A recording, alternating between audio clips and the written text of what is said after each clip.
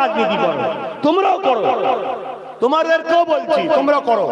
যে লোকটা দেখবে ভালো লোক, সৎ চরিত্রবান লোক, জনগণের সেবা করতে চায়, মানুষের সেবা করতে চায়, দেশের সেবা করতে চায়, চুরি করতে চায় না, জুলুম করতে চায় না, মিথ্যা কেস করতে চায় না, তোমার যাকে পছন্দ তাকে করো না। এ কথা শুনছেন না শোনেননি?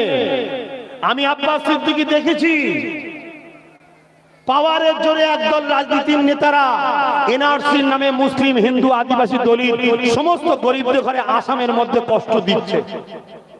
আমার বাংলা তো এনআরসি করে মানুষকে মারতে চাইছে, তাই আমার ছোট ভাই নওশাদ সর্বপ্রথম এই বাংলার মানুষের জন্য সুপ্রিম কোর্টে গিয়ে কেস করেছে, যাতে বাংলায় এনআরসি করে কোনো গরিবকে না কষ্ট দেওয়া হয়। শুধু মুসলমান নয়, কেন আসামে বিপদে পড়ে আছে মুসলমানের থেকে বেশি অমুসলিম, সমস্ত গরিব মানুষের জন্য আমার ছোট ভাই সুপ্রিম কোর্টে গিয়ে কেস করেছে।